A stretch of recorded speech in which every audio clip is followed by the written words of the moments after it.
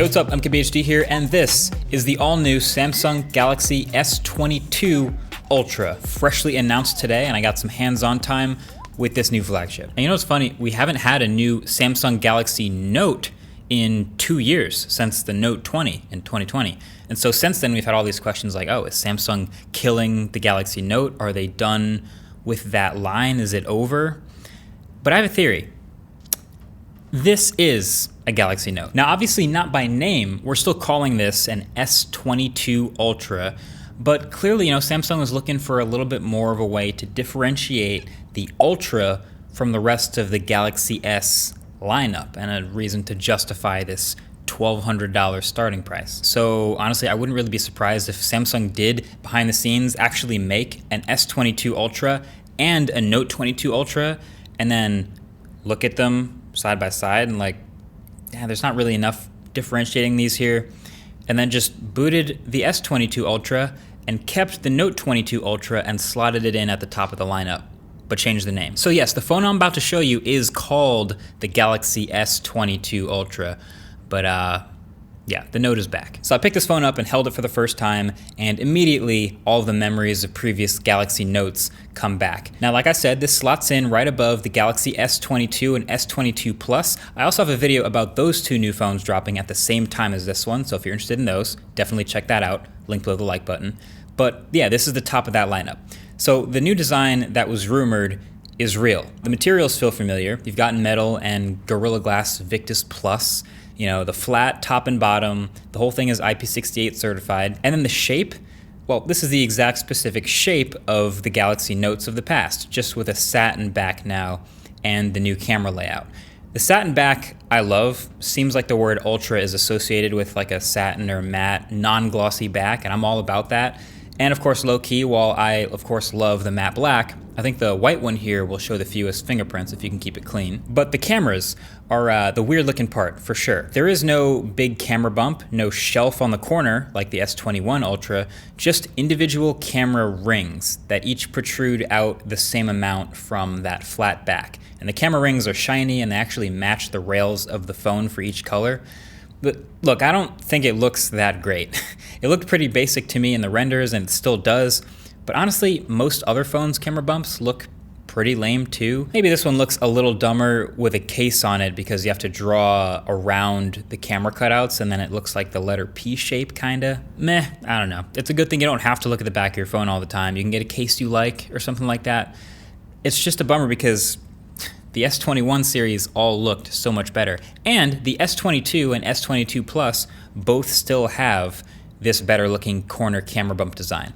Anyway, the display up front on the Ultra appears to be everything you'd expect. I think we kind of take it for granted a little bit at this point because they are consistently some of the absolute best displays on any phone. Seems like that's again what we're looking at here, 6.8 inches corner to corner, 1440p resolution, 120 Hz max refresh rate, and this is an LTPO2 display now. So the refresh rate can modulate all the way down to 1 Hz when not much is happening for an even better mix of efficiency and responsiveness. Also, I was able to turn on adaptive refresh rate mode and 1440p resolution at the same time, so that's good.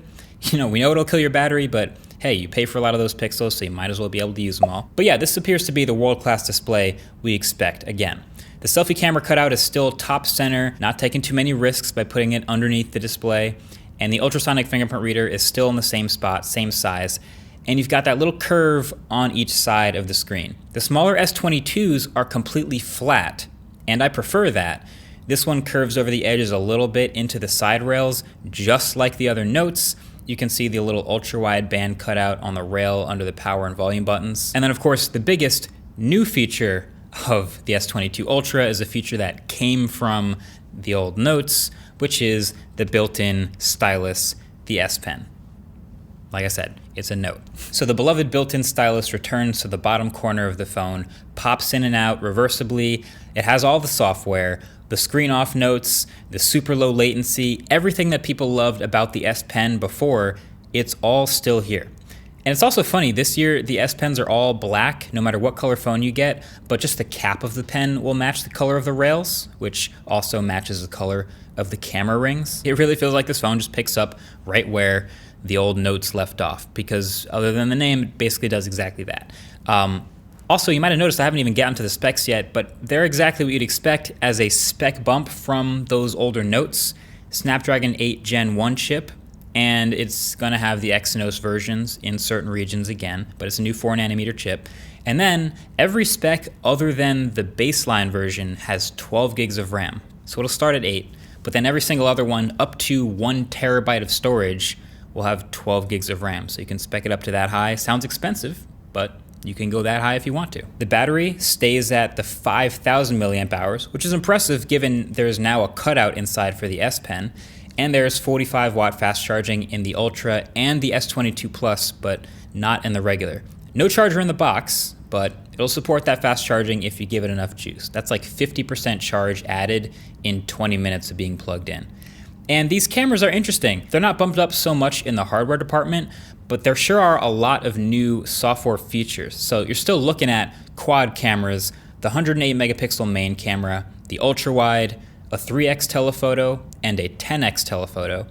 But then in the software, there's a bunch of stuff. There's a new Nona binning mode for high resolution nighttime photography. It'll combine the brightness of binned photos with the detail of the 108 megapixel mode. And there's an improved Pro mode with new RAW formats.